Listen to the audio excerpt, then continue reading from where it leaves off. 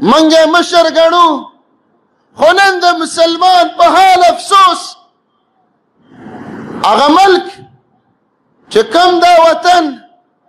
په دو قومي نظریه دوو نظریو جدا شي د هندو نظریه د بوت و د مندر و د مسلمان نظریه د لا اله الا الله و 1947 کې پاکستان ولې آزادیږي ځکه آزادیږي چې زه بوتان نه منم زه مندر نه منم زه د هندو سره ژوند نه تېروم زه مسلمان یم زه خپله ازادي خپل ملک غواړم پاکستان په لا اله الا الله آزاد شي پاکستان کا مطلب کیا لا اله الا الله مطلب نن د پاکستان حکمران دا بې ایمانه حکمران را پاسي او په اسلام آباد کې د هندوانو دپاره مندر جوړوي کوم ځای کې جوړوي اسلام آباد ته د دې نوم نه نه شرمېږي تاله د اسلام آباد د نوم نه حیا نه درځي ته په اسلام آباد کې مندر جوړې بیا ته ازادي ولې اخیستله که ستا مندر یې خوښې وي تا قربانۍ ولې ورکولې علما زمونږ شهیدان شو د قبایلو زمونږ مسلمانان هغه شهیدان شو ولې لا اله الا الله دپاره نن هغه ویني او هغه لا اله الا الله ته په خاورو کې ننباسي او په اسلام آباد کې مندر یې جوړې ته چې د سلطان محمود غزنوي په نوم او تاریخ فخر کې او هغه خپل مشر او هیرو ګڼي ولې هغه راغی سمنات یې مات که ته کم طرف ته لاړې په لاهور کې شاهي مسجد بادشاهي مسجد د دغه جومات په دیوالونو په خوا کې د رنجیت سنګ مجسمې ودرېدلې تاله د دې جومات نه حیا نه درځي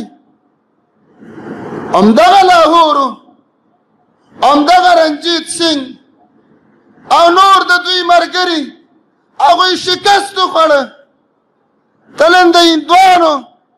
د سیکانو د خوشحالولو دپاره د دې بېایمانۍ دپاره د جومات په خوا کې د سیکانو مجسمې ودرې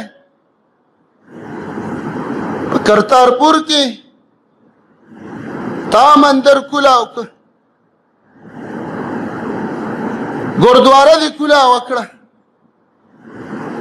زه یو جواز چې ټول سیکانو علاقه د سیکانو وه اسلام په دې خبره ځان پویه که غیر مذهبه ته اقلیتونو ته حقوق ورکوي عیسایان اسلام چې کله راشي په علاقه عیسایانو به ګرجه وي خو شرایط دي ګرجه به په ښار کې نه جوړوي چرچ په ښار کې به نه جوړوي او نوي به هم نه جوړوي چې کومې زاړه دي او مغه به په مخ د ځمکه اسلام دی د مسلمانانو وطن په اسلام کې په دوی لوی دین کې هیڅ چرته دا نشته چې مسلمان دې راپاسي او د مسلمان په پیسه د هندو له مندر جوړوي په ټول اسلام آباد کې 172 102 هندوان دي او ته حاکم وقته 4 کناله ځمکه د 102 هندوانو د مندر دپاره ورکې او پیسه به پې د چا لګي پیسه پې د قومي او سرکاري خزانې ستا او زما پیسه پې لګي په په جماعت کې ناس مسلمان د لا اله الا الله ویونکي مسلمان دا پاکې پیسې نن به د هندوانو د مندر دپاره لګي. زما د سیاست سره هېڅ تعلق نشته، والحمدلله په یو سیاسي مذهبي ډله کې شامل نه یم، نه یو عهدهدار یم، نه مشر یم، نه رکن یم، نه کارکن یم. په دې ناستو اورېدونکو وروڼو کې څوک به د یو پارټۍ سره تعلق ساتي، څوک به د پیپل، څوک نیشنل، څوک مسلم لیگ، څوک د پی ټی آی، څوک د جماعت اسلامي، د هر چا خوښه ده. زمونږ په هغوی اعتراض نشته، نه کوم سیاسي گفتگو کول غواړو، خو که ته د هرې پارټۍ والا یې، که ته د هرې پارټۍ نه متاثر یې، که ستا په کور د هرې پارټۍ جنډه ولاړه ده، خو مسلمانه نه ده، نن د مشر او د جنډې نه ده، نن زما او ستا په وطن کې لا اله الا الله په سرزمین په اسلام آباد کې مندر جوړیږي. که زما پارټي ده او که ستا ده، موږ به خلاف کوو. زموږ نور وسه نه کېږي. ته زور لري، ته لښکرې لري، ته طاقت لري، ته حکمران یې، ستا حکم چلیږي. خو زه الله ګواه کوم چې الله زه دا نه منم، زما د بدن یو رګ نه مني چې زما په پیسو زما په وطن کې د هندو دپاره مندر جوړ شي. الله ته ګواه شه زما دغه وسو. دومره ظلم تاسو د کرونا د عذاب نه نه شرمېږئ چې الله په موږ جوماتونه بند کړل، مدارس بندو، او نن مسلمان را لګي د هندو د خوشحالولو دپاره. وستا د حیا چرته لاړه، ستا د عقل چرته لاړه؟ ته د هندوستان سره دشمني په کومه بانه باندې کې؟ ته د هندو مړي ته مردار ولې وې؟ ته خپل مړي ته شهید ولې وې؟ ځکه د لا اله الا الله جنگ دی. هغه بتخانې جوړوي، هغه د رام عبادت کوي، هغه مندر جوړوي. ته مسلمان یې، ستا د ملک نوم اسلام دی، ستا د دارالخلافه نوم اسلام آباد دی. ستا حیا، ستا ایمان او غیرت چرته دی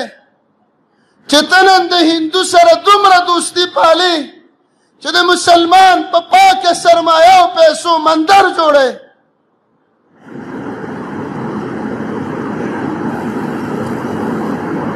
مکه ورسره بیا دشمني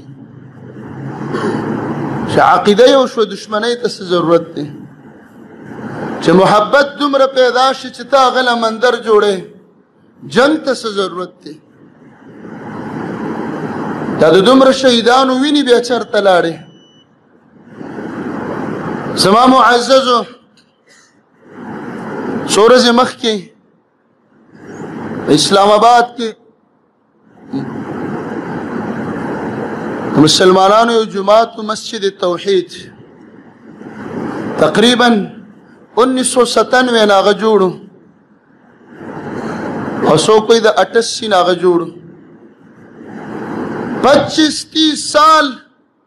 دغه جماعت وران شي. وګوره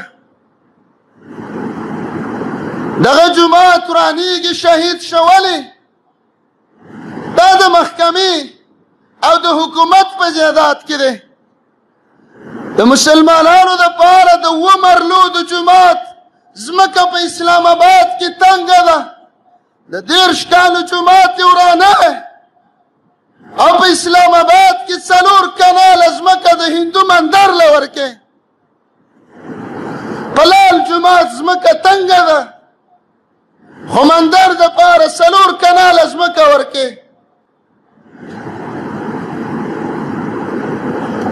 پښتو چرته لاړه؟ د اسلام چرته لاړه؟ د مسلمانی کم طرف ته لاړه؟ رسول الله علیه السلام فرمایي زه الله را لېږلی یم بکسر الاوثان، موږ به بوتان ماتو. و زموږ د مسلمانانو په حال الله ته رحم وکړه. هلته هندو راپاسي ستا د 80 کاله او د دې نه د ډېرو کلونو جومات بابري مسجد شهید کوي، د پاسه پې مندر جوړوي، او ته د 172 هندوانو دپاره او بیا په اسلام آباد دې نوم ته وګوره 4 کناله ځمکه د هندو مندر له ورکې شته. په سند کې ډېرې بتخانې شته، مندرونه شته. په پېښور کې د عیسایانو چرچونه او ګرجې شته، د سکانو ګردوارې شته. اسلام موږ ته اجازه نه راکوي تر ننه پورې ښودلې چې کوم مسلمان په دې پاکستان کې د هندوانو مندر، د عیسایانو ګرجه او چرچ او د سیکوانو په ګردواره حمله کړي، دا اسلامي اصول دي. په سند کې سیکان شته، مندر هم ډېرې دي. مسلمانانو ته هېڅ هم نه وایي، نه موږ له جایز دي. احکام اهل الذمه، د اهل ذمه یهود، نصارا، هندوانو، سیکانو، زموږ په شریعت کې احکام دا دي چې د دوی نوې عبادت خانه به نه جوړېږي، او چې چرته اکثریت نه وي نو په هغه ځای کې عبادت خانه او مندر د کم ځای نه جماعت قرآن کا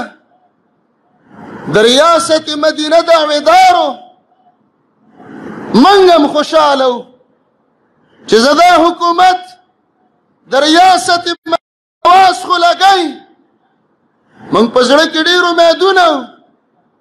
ډېرې تمې وې چې د محمد رسول الله علیه السلام د هغه زمانې اسلام به بیا راژوندی شي. د ریاست مدینه مطلب دا و چې ته به په اسلام آباد کې مندرې جوړئ. ریاست مدینه تاریخ وګوره، کله چې مکه فتح شوه محمد رسول الله بیت الله ته راننوت، لاس کې لرګی ورسره و، امسا ورسره وه، 360 380 بوتان ولاړو، ورننوت. ریاست مدینه نه ځان خبر که،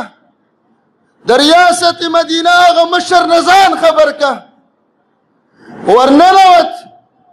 د بیت الله یو بوت به ماتو، الټه به راغورځو او دا آیات ویل جاء الحق وزهق الباطل ان الباطل كان زهوقا. حق راغی، باطل لاړ، ختم شه. کنه د ریاست مدینه په نوم خالي اوټ اخیستلو. نو خو د هغه مولیانو نه زړه چاودلی وم چې د اسلام په نامه به اوټونه، ته د اسلام او د ریاست مدینه په نوم ووټ اخلې، چې د یو پارټۍ سره تعلق نه ساتي. زما نشنلي مرور دی، پیپلي مې مرور دی، پی ټي آی مې مرور دی، جماعت اسلامي مې مرور دی، هم ټول د کلمې ورونه یو. خو خبره دلته د اسلام او د کفر ده. ته چې ریاست مدینه وې، ریاست مدینه هغې څه کول؟ خالد ابن ولید یې ولېږه او د عزا مندر یې وران که. ریاست مدینه والا مغیره بن شعبه لیږي او د لات مندر ورانوي. ریاست مدینه والا صحابه لیږي او د منات مندر ورانوي. ته څنګه مندرونه په اسلام او اسلام آباد کې جوړې؟ غرض میں دا دے اپنے بھی خفا مجھ سے ہے بیگانے بھی ناخوش میں زہر ہلاہل کو کبھی کہہ نہ سکا قند کخپل خفائی او کپردی خفائی خدا واورا دا زبان دا زهر تا قند او خواگه نوی من اسلام د اسلام تاریخ د دې لپاره لوستل او د اسلام د تاریخ عظیم کتاب دا څلور د تاریخ کتابونه دا ټول د دین ډک دي چې ریاست مدینه محمد رسول الله علیه السلام او صحابه او بوتان ماتول مندرونه ورانول هغوی مندرونه نه جوړول سقیف والا یو میاشت اجازت غوښته چې مندر مه ورانوه رسول الله یو ورځ مهلت نه ورکوي زموږ به دغه وسي موږ به خپل الله ګواه کړو چې دا ظلم دی دا ګناه ده الله چې څنګه د عذاب را لېږلی د دې نه سخت عذابونه ورسره شته مخکې ګناهونه اوس دا ګناه چې زما د مسلمان په ټکس او پیسو مندر جوړیږي که هندوی په خپلو پیسو جوړوي نو هم ګوره اسلام اجازه نه ورکوي چې د مسلمانانو په آبادیو کې د مندر جوړ شي که هندوستان ورته پیسې هم راولېږي اسلام اجازت نه ورکوي بیا ټول د 172 هندوانو دپاره 4 کنال مندر جوړول ته څه وایې چې کرسۍ ده ته څه وایې چې وزیر اعظمي ده ته څه وایې چې زه وزیر اعلی یم ته څه وایې چې زه ګورنر یم تا نه مخکې وزیر اعظمانو هغه یا جیلونو کې پراته دي یا د الله په جیلونو کې خاورو کې پراته دي دا ټول عمر نه نن قرباني ورکه هندو خفه که الله راضي که هسې نه چې هندو هم ستړی او الله هم دنه ناراضه پاتې شي دا د چا نه خوشحالېږي که ته دا مندر نه او سونه مندرې جوړې کړي هندوستان تا سره جنگ په لا اله الا الله دی بیا به دې وژني بیا دې نه پرېږدي سوال درته کوم حاکم وقته د کشمیر د مظلومانو سره ظلم مه کوه د هغوی د جهاد ارادې مه ماتوه مندرې مه جوړوه په کشمیر د زرګونو شهیدانو وینه مه تویوه خاورې پې مه راړوه مندرې مه جوړوه په دې د علماو د مسلمانانو لا اله الا الله باندې وینې توی شوي دي دې سره جفا او ظلم مه کوه که نه ور به شي یو ورځ به تم جیل کې بیا به د حاکمانو غوندې پردي وطنونو کې ناست دي هغوی ظلمونه کړي او سزا ورکړی شوه که ته ظلم کوې الله تعالی به هم سزا درکړي زه بیا هم دا ویم ورونو زما د پالټیو سره کار نشته هر حکومت هره پالټي چې دا ظلم کوي موږ یې خلاف یې موږ یې ورسره نه منو که ته په هره پالټۍ کې که ستا په کور هره جنډه ده زما ورور یې زه ستا ورور یم زما د سره هیڅ کار نشته نه ستا په پالټۍ بد ویم نه ستا په مشر باندې بد ویم په الله قسم تا نننۍ خبرې دې دپاره کوم چې زموږ د دې حکومت نه ډېر امیدونه او د اسلام هغه نن د خاورو سره خاورې کوي صرف د لا اله الا الله دپاره ویم پالټۍ ته نه ګورو لا اله الا الله ته ګورو ولې د لا اله الا الله په سرزمین د هندوانو مندر او بتخانه جوړېږي أقول قولي هذا وأستغفر الله.